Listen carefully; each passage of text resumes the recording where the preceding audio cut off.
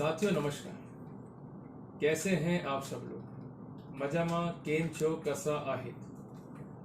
साथियों, जब भी हमारे ऊपर लीगल ट्रबल आता है तो हम एडवोकेट के पास जाते हैं, सारे फैक्ट्स को डिस्कस करते हैं और ये एक्सपेक्ट करते हैं कि एज पर लॉ हमें एक अच्छा ट्रीटमेंट दिया जाए।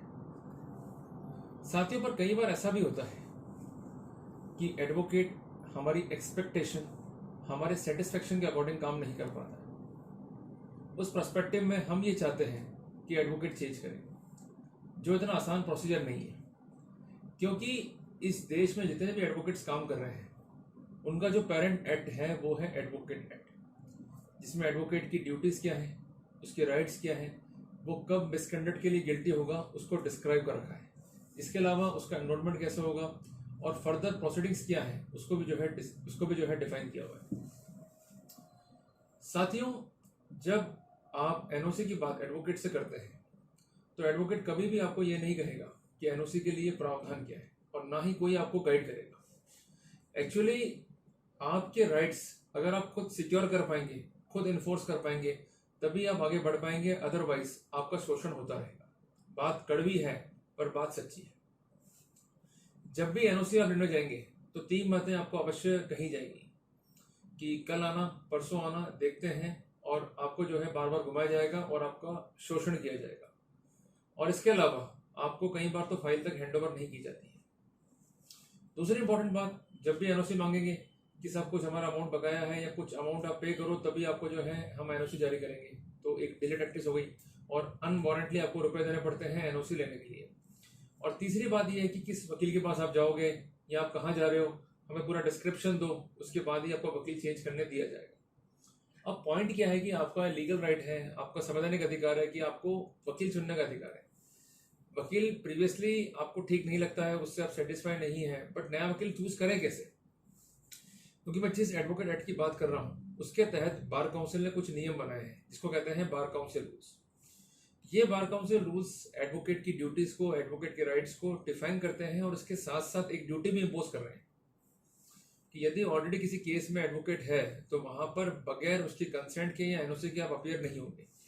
तो अब जब भी आप नए वकील के पास जाएंगे तो आपको वो एक ही बात कहेगा कि साहब आप प्रीवियस वकील का एनओसी लेकर आओ, उसके बगैर मैं अपीयर नहीं होऊंगा।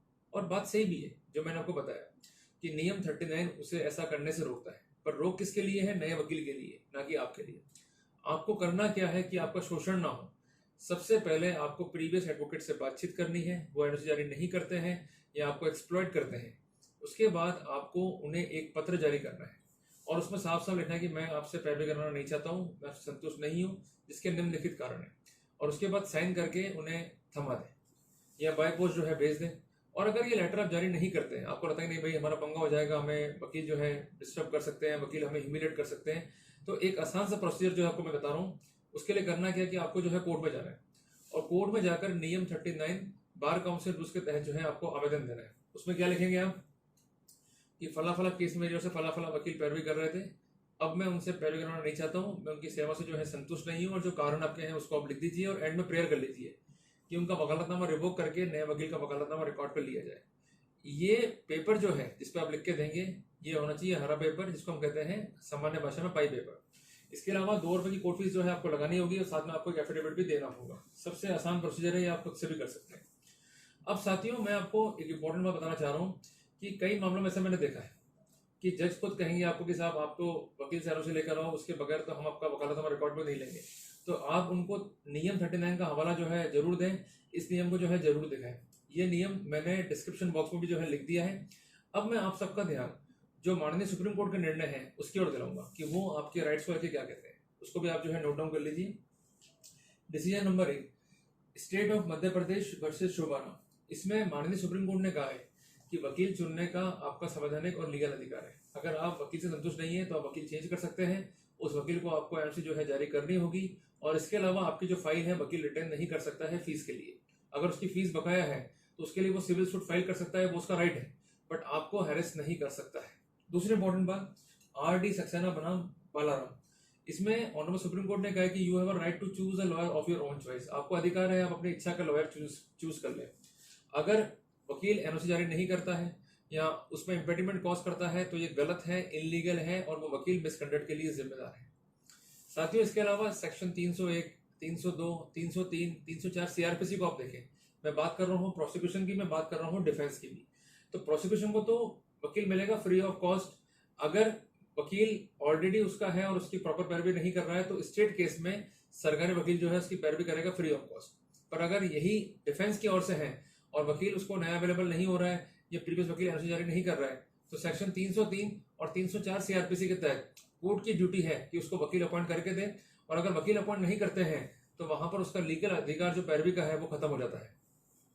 साथियों, उन्नी कृष्ण के मामले में माननीय सुप्रीम कोर्ट ने साफ साफ कहा है कि अगर आपको वकील नहीं मिला डिफेंड करने के लिए या प्रोसिक्यूट करने के लिए तो किसी भी रूप में आपकी प्रोसीडिंग्स जो है जायज नहीं होंगी। All the proceedings would be illegal.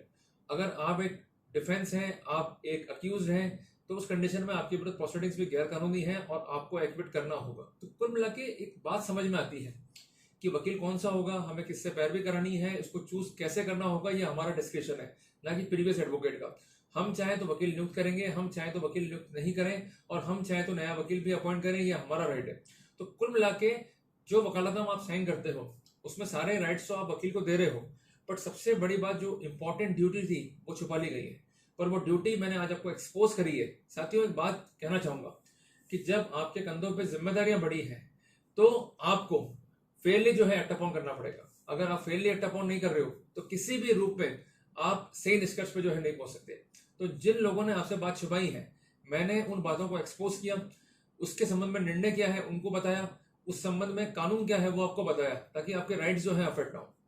तो कुल मिला के जब भी आपको ऐसा लगता हो कि आपका शोषण हो रहा है, आपके साथ जो है गलत हो रहा है, तो डेफिनेटली इस राइट्स को एक्सरसाइज करें। संपूर्ण जानकारी मैंने डिस्क्रिप्शन बॉक्स में दी है, और यदि आपका कोई मित्र, कोई रिश्तेदार, कोई अन्य व्यक्ति जिसको आप जानते हैं या उससे आप परिचित हैं, अगर वो ऐसी ही समस्या से जूझ रहा है तो मेरी वीडियो उस तक पहुंचाएं, तो कम से कम वो शोषण से जो है बच जाएगा। तो साथियों, अगर आपको टॉपिक अच्छा लगा तो वीडियो को लाइक और शेयर करना।